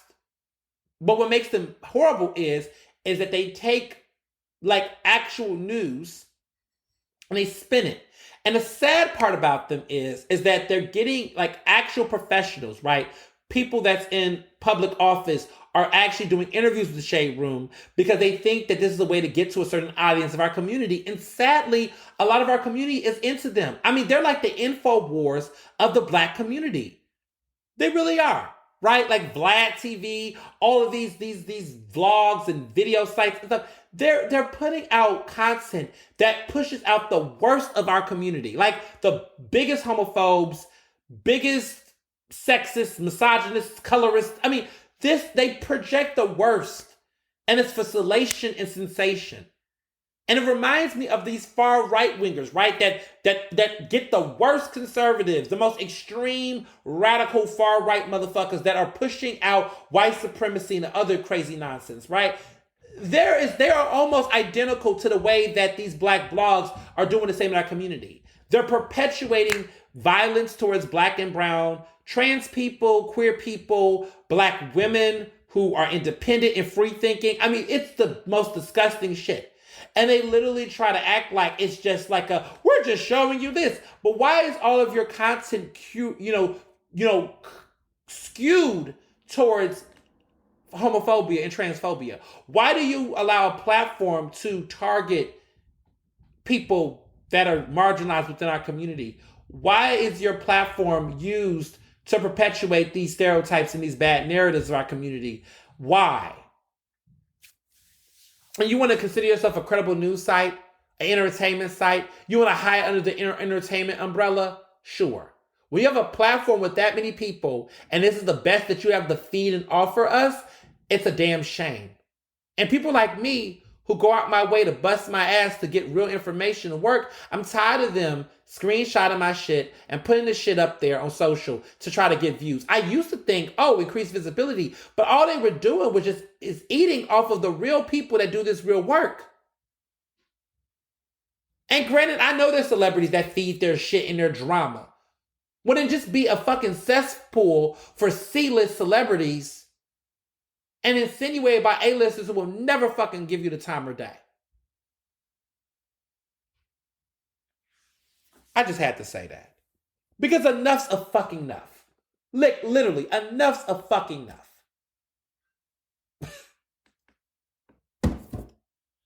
So, briefly, because I do feel like this is something worth entertaining, there's been this conversation about the Estee Lauder situation with Chingy. And all I gotta say, because I just have to say this, is that, for starters, the last day of Black History Month, which is February 28th, was a hot mess. Because this exec, who's getting paid millions of dollars, he basically posted this meme that was like a Sesame Street book that was referencing the N-word, but the N-word was blanked out, but it was referencing it, and it was talking about a Chingy concert or something with the pandemic. I can't remember it. It was just corny. And they posted it on their Instagram, and it sparked a lot of controversy. So they got fired immediately. Go Estee Lauder. That's how you're supposed to do it. No questions. Fired. But it brings up a point that I was saying earlier. And I've been saying this for a minute.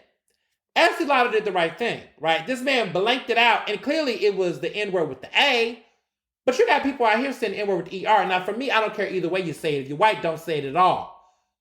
And stop asking Black people why they say it. It does not matter. You don't say it. It's not your word to use. It's not your word to control.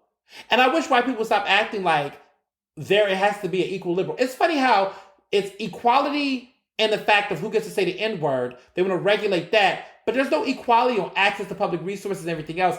I know I'm making a stretch here, but I'm just making a point that it's funny how white people will know when to fight for the equality and the right to say something, but then other things and other rights they don't know how to. It's just the hypocrisy for me. My whole thing is, what do you want?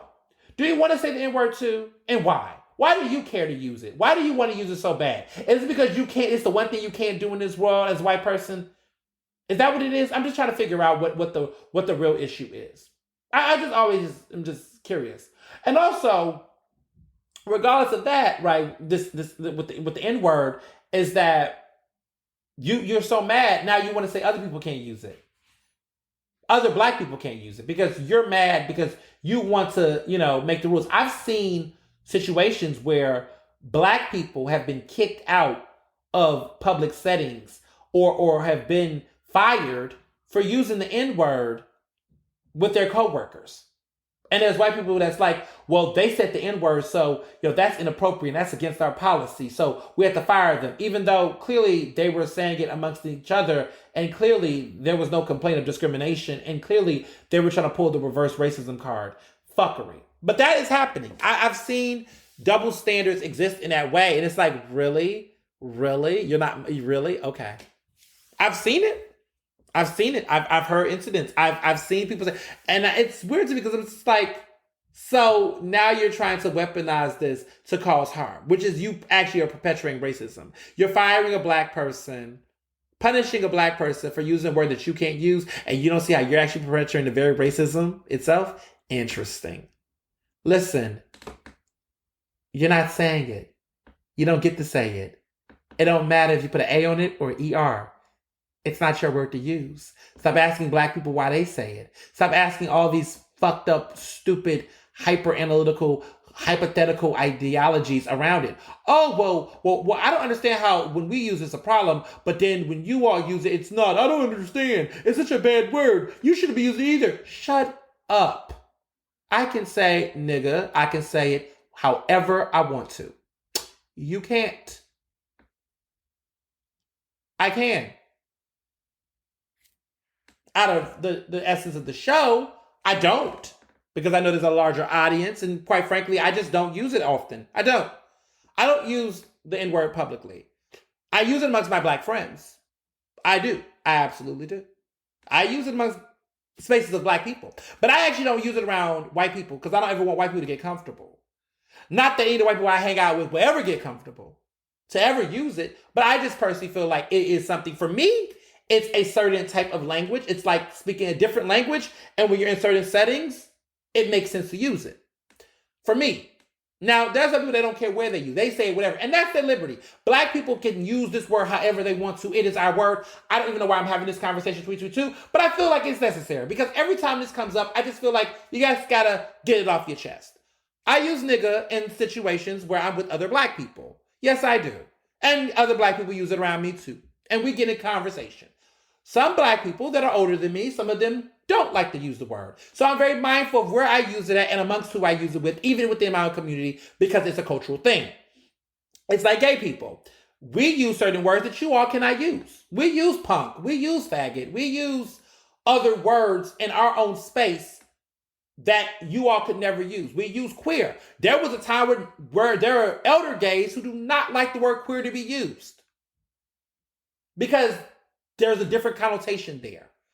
But amongst queer people that I know, we do use these words. Because these are our words. And we decide to reclaim them for ourselves. And they have different meanings and different contexts. But don't you ever, in your natural born life, think you can use them. Now, queer, if another person identifies as queer outwardly and you see the word queer being used, and that person is using it for that identity, by all means, you're welcome to use it. But if queer is not in the conversation and the person does not identify as queer and the word queer has not been used, you better watch your mouth around some of these elders. Now, young people don't care, but the elders, they will get you together. That's how the N-word is used. There are some older people that use nigga. They're like, yep, I say it amongst themselves. But there are some who don't. There are some that use it sparingly. It's sometimes in our community where we're in a situation where we're walking and it might be a moment like I had an elder in my family where they never used the N-word unless it was something serious, and you knew it was something serious. Like, it was like you was misbehaving. It's like, now, nigga, if you don't get your ass, like, they would just use it. But I do too. I use it amongst friends if I'm in conversations sometimes. I'm just not the person that's just blurting it all out. But it's in conversation, yes. Social media, no. You'll never ever hear me say nigga on social media or on Facebook or anything like that. Because quite frankly, I don't want any of you all getting encouraged or getting the thought that this is open. Now, some people have a different belief than I do. I'm not challenging anybody, but I personally feel like I like to put it outward for a wider audience. Now, my podcast right now, I'm saying it to let you understand that I can say, and I have said it. Yes, I say nigga. But when Del D. Piano said niggers, and all that, yeah, he was a white man. No. You can't say it. No. That conversation would be different as a black man.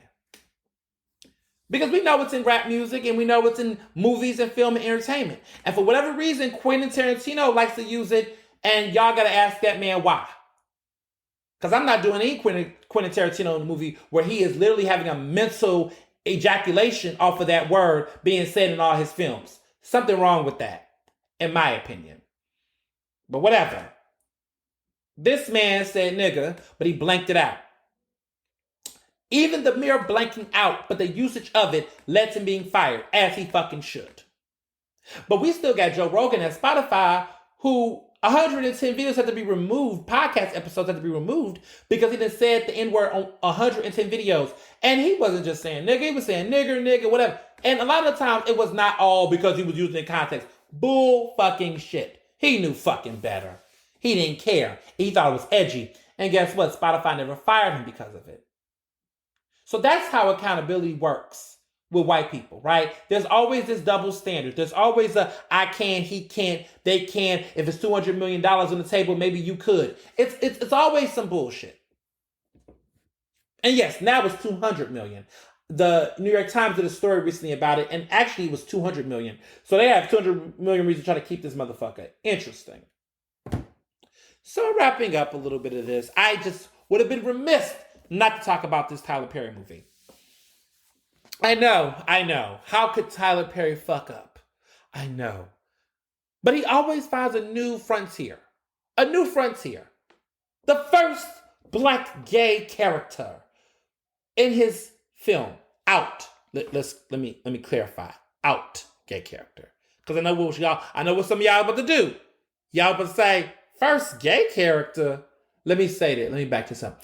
This is the first out gay character in the Tyler Perry movie.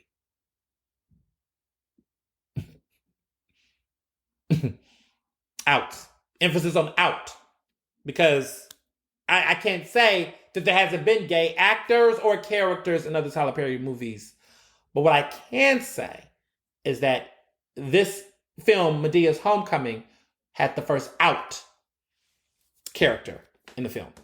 And it was a horrible mess. I'm going to spoiler alert it because God damn it, Tyler Perry movies are not movies of quality and substance where you can say, oh, I can't reveal the ending. No. Spoiler alert all on this motherfucker. So this dumbass movie, which was 90 minutes, and let me just say this, if I was not going to talk about it on this podcast, I would have not watched it. But I wanted to watch it before I said something. 90 minutes, and I would say 90 minutes I can't get back, but actually I found it was of research purposes. So I watched this 90 minutes. First of all, let me just say this, okay? Because I know some people, listen, Madea movies across the board are problematic. Tyler Perry movies often are. That's not the issue here. I'm going to try to critique this in a way that doesn't, like, I have bias, 100% bias. Fuck Tyler Perry. But what I want to be clear about is I'm going to say this in a substantive way. This film made no fucking sense. There are Tyler Perry movies that are not good, but they make somewhat fucking sense in its weirdness and oddness, right? Like for example, Confessions of a Marriage Counselor, that Tyler Perry movie where he had Journey Smollett who was in it, and then he had what's the other person? Kim Kardashian had a cameo. Vanessa Williams was in it, that horrible movie with Brandy, and they had Brandy walking, weird and sickly. It was a very HIV phobic film. It was terrible. Okay, so that movie was just bad, right? The acting was bad, and even Lance Gross, who looks good, he was looking good at that film, he couldn't even save that film. Like, everybody it was just a bad movie. But the script and plot line was somewhat cohesive in a way that there was a beginning, middle, and end, And one thing led to another. Even if we didn't agree with it, it was somewhat of a plot. There was a plot there. It was a trashy plot, but it was a plot that was cohesive. Now, clearly, The Family That Prays is his best film, and that has Kathy Bates and Sanaa Lathan and Alfre Woodard and so many great other Taraji P. Henson, other great actors, and Tyler Perry's playing somebody's husband. So Taraji's husband, interesting, hilarious. But anywho, that is probably one of his best films that had a solid plot. Like those characters. Well, that's because they have better actors. But that plot line and everything made sense. Like there was like the characters, the dynamics led to another. It made sense. What I'm saying about this fucking film is that it is disjointed as fuck. It's a bunch of random scenes that make a bunch of noise, have these weird random ass moments, but in totality, the film just is scattered and doesn't really have a real focal point or focus. I can't connect with these characters. They're off, they're weird. So this whole plot line is that it's rooted on the fact that there's two people coming from college. They're about to graduate. They're visiting their family. Because Tyler likes to have somebody come over to Medea's house. So these two young college students are getting ready to graduate from college, undergraduate. And the impression is that we're supposed to believe they're both gay. Like they're a couple. That's the impression that the film sets us up on, is that the light-skinned, Danish, racially ambiguous character is dating this dark-skinned black character who is going home to a southern family where they got, provincial beliefs, which is rooted in religion, faith, and he assumes they're homophobic because black homophobia is an issue in the black community. Woo. That stereotype. So he's getting his ass over to Medea's house. When Medea gets to her house, of course, there's antics, people getting burned on fire, stupid dramatics, dumb shit like that. And Tyler Perry puts on that wig, even though he claimed that he was going to retire Medea once and for all. But of course, Netflix had a check and he ran and put that wig and that shit back on. Those wigs are horrible. Those wigs are horrible. Those wigs are still horrible. I don't understand, Tyler Perry. Those wigs are horrible. You are a billionaire in industry. You have tons of connections. You are in films now with Meryl fucking Streep. You was at the SAG Awards sitting next to Meryl fucking Streep. And Cate Blanchett. They're legitimizing him in the industry. Oh my God. You can get better wigs. You can call Meryl Streep's people and say, who are your costume and makeup people? Let me pay for them for better wigs. Y'all know Cate Blanchett and Meryl wore bigger, better wigs in films. They can't help him with them wigs in them films. Them wigs are horrible. I knew the movie was going to be bad. But anyway, so he's back in Medea character. Medea's there. Now, the boy who's going to his family, his mother recently divorced his father. She's best friends with her homegirl, who's a lawyer, who was helping her out with the divorce. They couldn't get the best settlement, but her homegirl held it down for her. So there's family dysfunction. There's a bunch of other dysfunction, but I'm trying to get to this main core. So throughout the beginning of the film, they are an inseparable pair, the student and the other student. They're just inseparable. They are always with each other. The boyfriend that we think, right, the Danish guy or the Irish guy. Yes, the Irish guy. I think he's Irish. Yeah, he's Irish, not Danish. Whatever. But anywho, he's European. He's got tight white pants on, skinny jeans, which is what is in style. And the family is looking at him and they're questioning both of them because of the way they talk. They're roommates and they're close and there's just all this innuendo that they're gay. And I'm like, look at Tyler Perry using innuendo to speculate if someone's gay. Interesting. So he's playing into the, first of all, sidebar. What happened to Tyler Perry's child? Didn't Tyler Perry have a fiance, this woman that was pretty like a model, and he had a son? Why does he never talk about his child? Where did that family image go? Where did that woman go? Or if he didn't have a fiance, where did the baby mother go? Where did all this go? Because he's supposed to be a daddy and everything. Where did that go? That just got disappeared. Like if you was a father, wouldn't you be talking about your child? I feel like when he's won all of his awards, his Emmy, his Oscar, these awards, he hasn't mentioned his kid or his family. It just kind of disappeared. Interesting. I mean, was the baby his? Was it a Tyler Perry movie scandal? I don't know. Interesting. So, anywho, that was interesting. But he's in this plot. These characters are dating, whatever. All this is going on. Well, we're thinking they're dating. So then there's a cookout because there's always got to be a scene. I'm going to skip over the visit to Red Lobster. That was stupid. First of all, there's a lot of propaganda in Tyler Perry films. Like Tyler Perry definitely put on the propaganda. Like we know Tyler Perry liked the police. Tyler Perry is like, we need the police. He's very against activists. He does not fuck with it. But one of his characters in the film definitely is that he plays is very much like, defund the police and Black Lives Matter, which I appreciate the character sentiment, even though I knew he was mocking it. And it was so upsetting that he was mocking the character because he's really like, it was just a whole mockery. It was so distasteful. Oh, he's such a fucking mess. But anywho, skipping over the Red Lobster scene and all the antics that came with that. They go back to the backyard and the son has a big announcement. He's got to finally tell his family something, a big, big announcement. And the big announcement is he's gay. He's out. He tells them he's gay. And this was probably one of the most weird, bittersweet, sentimental moments that was ruined. There was one moment in this film, like a minute. And in that moment, the family's like, oh, we already knew that child. Are you okay? We love you. Like, whatever. And it's like, it was like they embraced him and they already knew. And it was like, reminded me of like my family. They like, was like, we already know Ernest. Like, it wasn't a shocker, but they were very embracing and it was love. And it was just that was just the 1 minute of the film that was like, okay, cool. But Tyler Perry does not like peace. He always chooses violence and chaos. So in this moment, right, where we're having this moment and we're like, okay, yay. And I'm like, okay, now he can be with his boo. Oh no. It comes out that the daddy, okay, the boy's no shit father, is going to get married to that lawyer that was helping his mother.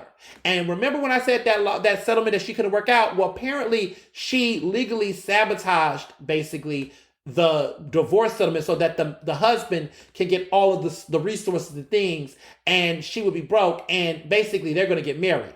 So this girl betrayed her friend, and she found out the worst way at this damn backyard. So again, I'm thinking, all right, this is horrible. Why y'all gonna ruin this moment? This is a beautiful moment in Black cinema, I thought. Oh, but the misogyny noir comes out, right? Because of course Tyler Perry cannot let a black man look bad or be the worst character in his films. There gotta be a way to make this black woman worse. So he does. The next day when they have it at the cookout, because I guess there's another cookout or gathering in the yard. Black people like cook. I guess the last thing wasn't a cookout. It was just them was outside in the yard. But anyway, there's a cookout the next day before the graduation because he's the valedictorian. He's going to say a speech the next day. They go to the cookout in the backyard. Of course, the hoe and the husband are showing up, right? And he a hoe too. Both of them show up, these backstabbers. They show up, and the mother has her own confession and reveal. She is actually fucking around and privately dating her son's friend. Yes, the one we thought was gay this entire time, she's actually having a love affair with him. And come to find out, he's not gay because no time in the film did he ever say he was gay. But let's be clear, people. Even though this character never said he was gay, it was implied throughout the entire film that there was a love affair between these men and they were dating. Nope, we find out this woman is a cougar who is dating a man old enough to be her son. Which he is technically old enough to be her son. He's like 22 and this woman's got to be pushing near 50 or late 40s. I'm assuming late 40s or 50s. Anyway, this is ridiculous. This is ridiculous. You are literally dating your son's best friend. And the best friend never tells. So the whole time we're thinking this is a love interest. They never resolve.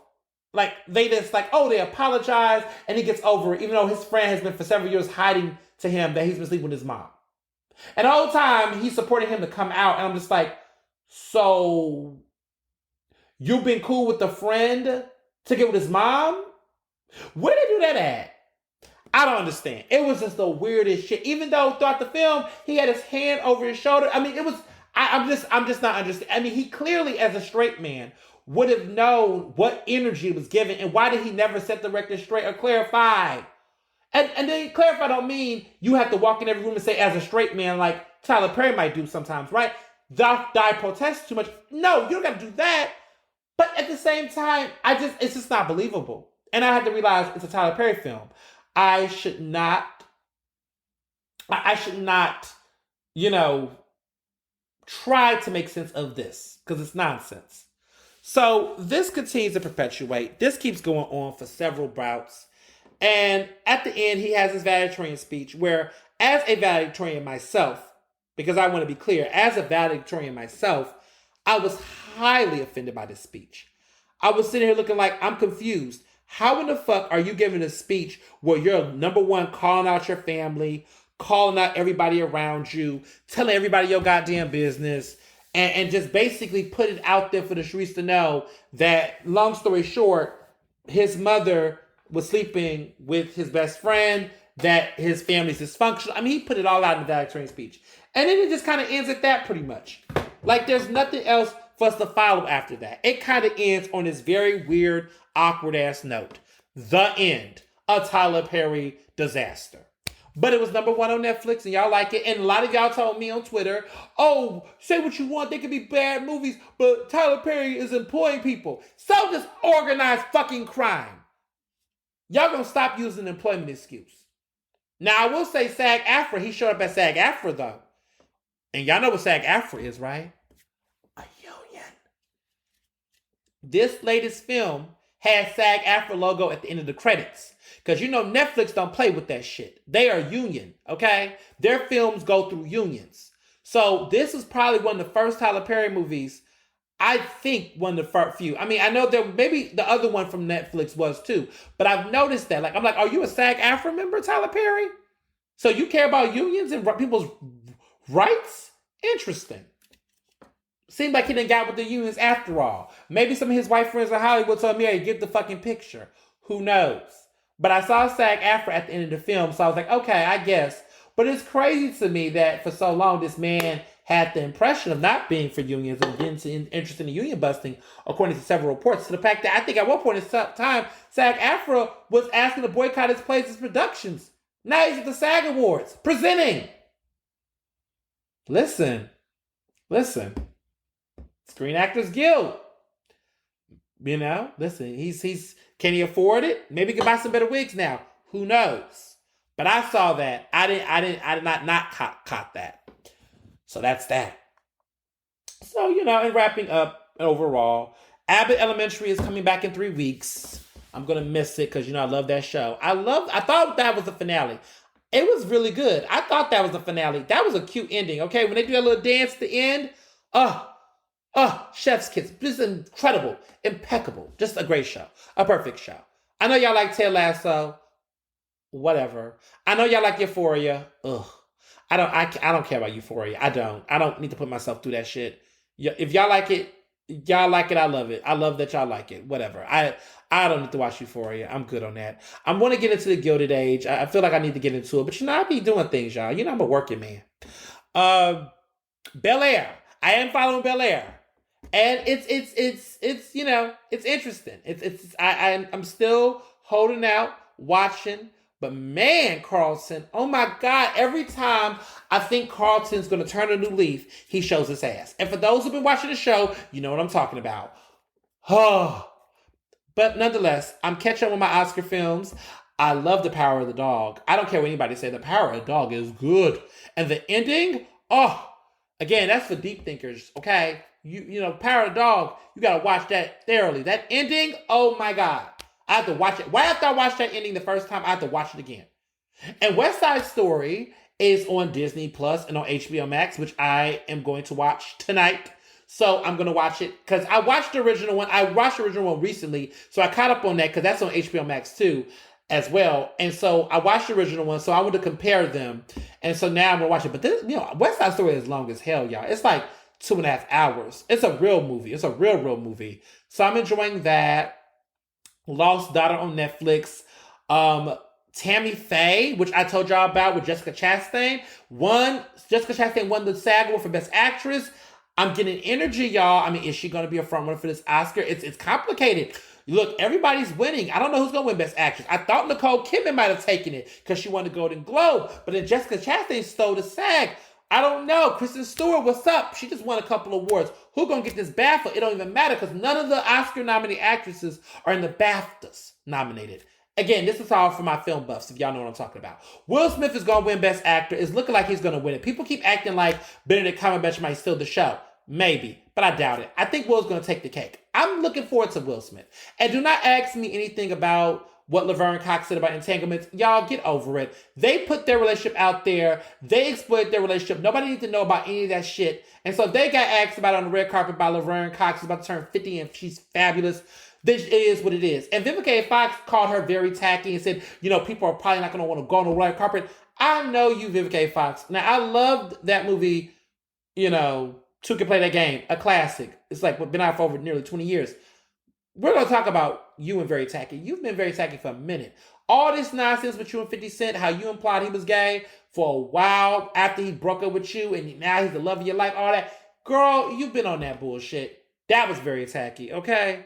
And how you continue to be, all I got to say is Laverne Cox did what she did. It was juicy, it was spicy. Everybody was in their feelings. Nope, they earned it. And guess what? He didn't even thank his wife when he won the SAG Award. Ooh, did you peep that? I saw the SAG Awards. If you have not seen it, the SAG Awards is on HBO Max, so you can watch it. But Will Smith's speech was touching. It was his first ever SAG Award. Denzel was there, standing up and clapping for the brother. Listen, Denzel is always going to be the king in my book. But Will Smith won, and I think he's winning an Oscar. He did not thank Jada at all in his speech. Don't think for 5 seconds I did not peep that. So, look, this Will Smith campaign is working in his favor. He literally put all his business out. He had that GQ cover story. He, did the book, which was really good. I mean, Will has put himself out here. This is an Oscar campaign unlike anything else.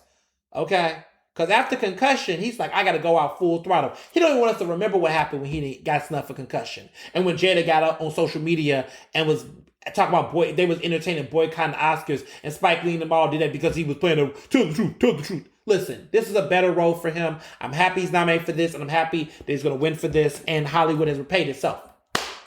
So I'm happy about it. So until then, as always, be well and be best. Ernestly Speaking is recorded in Philadelphia, Pennsylvania, and can be found on Apple Podcasts, Google Podcasts. To stay up to date with the latest on the show, follow me on Facebook, Twitter, and Instagram at Mr. Ernest Owens. Use the hashtag Ernestly Speaking to tell me what you thought about this episode, and check out my website at ernestowens.com.